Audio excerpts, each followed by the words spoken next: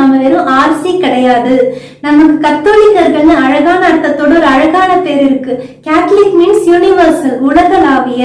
உலகம் முழுவதுமாக நம்ம பறந்து விரிஞ்சிருக்கிறோம்.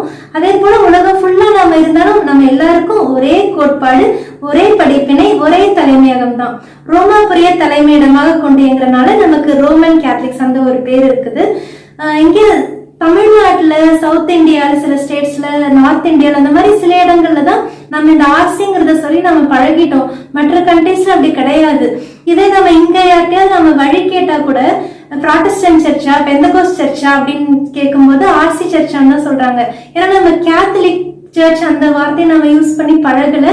நம்மளே யாராச்சும் கேட்டா ஆர்சியா அப்படிதான் கேட்பாங்க. இனிமேல் யாராவது நீங்க ஆர்சியான்னு கேட்டா கேத்தலிக், ரோமன் கேத்தலிக் அப்படின்னு நாம சொல்லி பழகுவோம்.